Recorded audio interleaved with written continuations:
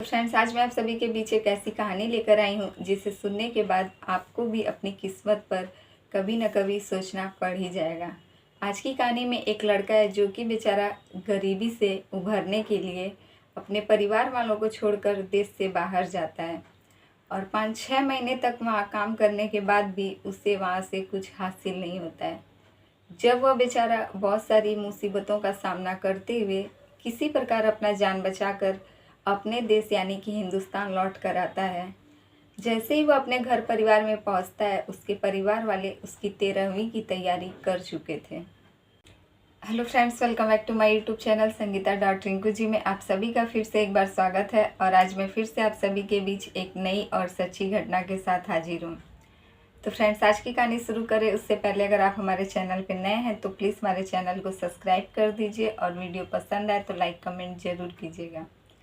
तो फ्रेंड्स, आज की कहानी शुरू होती है। यूपी का एक ज़िला लगता है जौनपुर और इसी जौनपुर का एक गांव पड़ता है जहां की एक व्यक्ति रहते हैं जगन्नाथ यादव। यह जगन्नाथ यादव, इनकी पत्नी जो रहती हैं शारदा देवी, और इन लोगों का एक लड़का और एक लड़की रहता है। लड़के का नाम विपिन रहता है और लड़की का नाम रहता है सावित्री। इनका लड़का जैसे ही 12वीं की पढ़ाई पूरी करता है, इनकी पत्नी जो शारदा देवी थी एक दिन अपने लड़के विपिन से कहती हैं कि बेटा, अब तुम्हारी पढ़ाई कंप्लीट हो चुकी है और अब तुम्हें कुछ काम कर कर हमारे घर में कुछ हमारी मदद करनी चाहिए, जिससे कि घर खर्च में कोई भी दिक्कत ना आए। अगर तुम कोई भी काम नहीं करोगे तो इस प्रकार हमारे घर परिवार को आगे बढ़ाने में बहुत सारी मुश्किलें आ रही हैं। अपनी माँ की बात सुनकर विपिन को भी लगता है कि हाँ, अब उसकी पढ़ाई कंप्लीट हो चुकी है और अब उसे कोई काम करना चाहिए। लेकिन उसे लगता है कि वह यहाँ अपने देश में कोई भी काम कर कर अपने घर की गरीबी को दूर नहीं कर सकता है, या फिर वह अपने घर के खर्च में कोई भी मदद नहीं कर पाएगा और ना ही यहाँ काम कर कर उसकी आर्थिक स्थिति जो है सुधर जाएगी। इसीलिए वो अपने माता पिता से कहता है कि आप लोग मेरा वीज़ा और पासपोर्ट तैयार करवा दीजिए। मैं जो हूँ सऊदी अरब जाकर वहाँ काम करना चाहता हूँ। उसके माता पिता उसका वीज़ा पासपोर्ट जो है एक दलाल को पकड़कर तैयार करवाते हैं और यह विपिन जो है अपने परिवार को छोड़कर सऊदी अरब के लिए चला जाता है। जैसे ही विपिन सऊदी अरब पहुँचता है, जैसा कि यह दलाल से अपना वीज़ा और पासपोर्ट तैयार करवाया रहता है, तो वह लोग इसे अनपढ़ बताकर इसे वहाँ भेजे रहते हैं और इसके लिए कोई काम ढूंढने के लिए कहते हैं।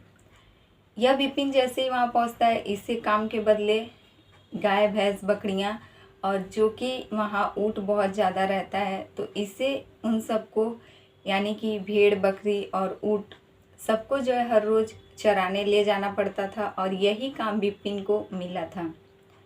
विपिन को एक दिन लगता है कि यह सब इतना पढ़ लिख कर यह सब काम उसे शोभा नहीं देता है और ना ही उसका वहाँ पर मन लग रहा था।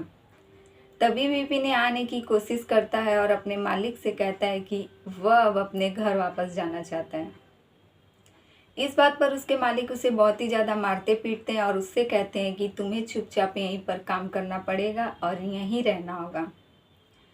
करते करते जब कुछ महीनों के बाद विपिन के माता पिता उसको कॉल करते हैं और कहते हैं कि बेटा, इतने दिनों से तुम वहाँ गए हो और आज तक तुम यहाँ पर 1 रुपया भी नहीं भेजे हो।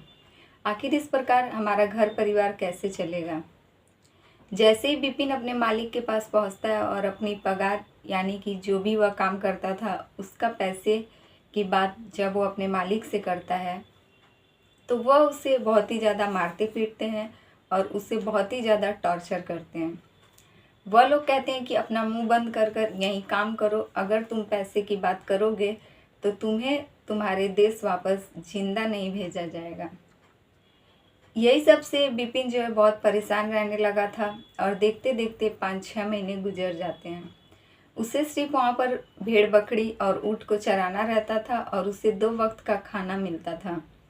उसे 1 रुपया भी वहाँ नहीं मिलते थे। इसी बात से विपिन जो है परेशान हो जाता है और जो वहाँ पर ऊँट और भेड़ बकरियों के लिए चारे लेकर आया करता था, उसी आदमी से विपिन अपना पूरी कहानी बताता है और वह आदमी इसकी मदद करता है। वह बताता है कि यहाँ से कुछ दूरी पर एक हाईवे है जो कि उसे देश के बाहर जाने के लिए वहाँ से बहुत सारी सुविधाएं मिल जाएंगी और इसी प्रकार वह अपने देश हिंदुस्तान वापस लौट सकता है।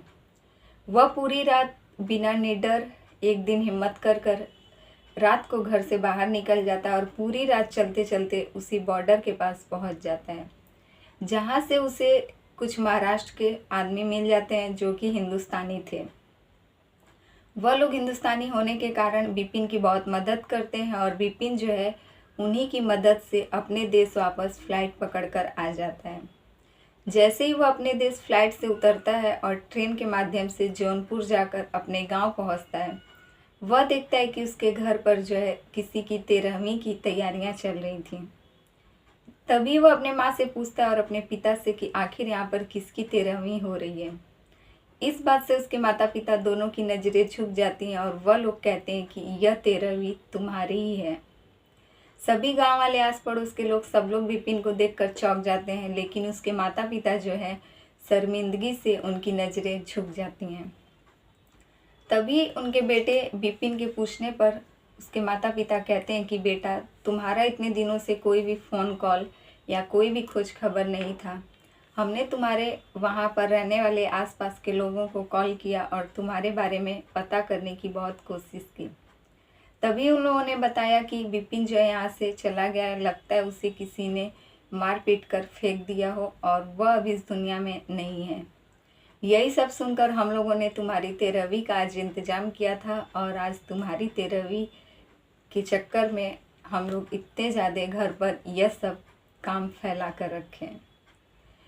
जब यह सब बिपिन सुनता है तो उसके पैरों तले ज़मीन खिसक जाती है और वह बेचारा अपनी किस्मत को कोसता हुआ अपना सर पकड़कर बैठ जाता है कि किस प्रकार किस्मत ने उसे कितनी सारी ठोकरें देते वक्त और लास्ट में उसके माता पिता के पास भेज दिया। लेकिन जब वो अपने माता पिता के पास आया तो यहाँ पर उसकी 13वीं हो रही थी। इसी बात से बिपिन जो है बहुत ही ज़्यादा टूट सा जाता है। तो फ्रेंड्स, ये रही आज की कहानी अच्छी लगे तो प्लीज़ हमारे वीडियो को लाइक कमेंट ज़रूर कीजिएगा और हमारे चैनल पे नए हैं तो प्लीज़ हमारे चैनल को सब्सक्राइब कर दीजिए। फिर मिलेंगे आपसे ऐसे ही दूसरी सच्ची घटना के साथ।